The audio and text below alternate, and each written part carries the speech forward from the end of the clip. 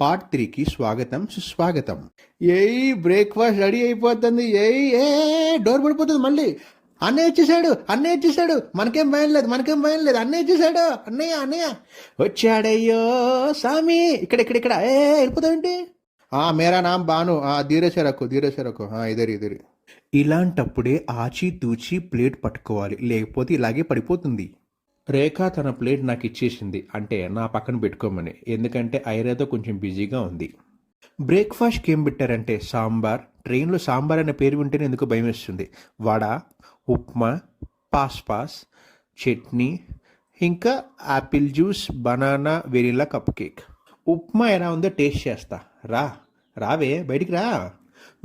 వడ తుంచింగ్, చట్నీలో ముంచింగ్, క్రిస్పీగా eating. Vande Bharat service మాత్రం సూపర్. ఎప్పటికప్పుడు క్లీన్ చేస్తున్నారు. కాసేపు దీన్ని మూసేద్దాం. కర్నూలుకి వచ్చేసాం. నెక్స్ట్ అనంతపూర్. అమ్మో, ఎవరైనా వచ్చేస్తారు, గడి పెట్టేసుకుందాం. వాష్రూమ్ విషయానికి వస్తే ఇండియన్ వాష్రూమ్తో కంపేర్ చేస్తే వెస్ట్రన్ వాష్రూమ్ ఎందుకో చాలా స్పేషియస్గా అనిపించింది. ఐరా హాయిగా బజ్జింది. ఇప్పుడే అందిన తాజా వార్త. బ్రేక్ఫాస్ట్కి లంచ్కి మధ్యలో ఏం పెడతారు అంటే సూప్ పెడతాము అన్నారు. అయితే తెచ్చేసేయి అన్నాను. సూప్ థిక్గా బాగుంది. సూప్ స్టిక్స్ తీసుకొని బటర్తో తింటే ఇంకా బాగుంది. Aira playing time. మొత్తానికి ఛార్జింగ్ పెట్టేశాను.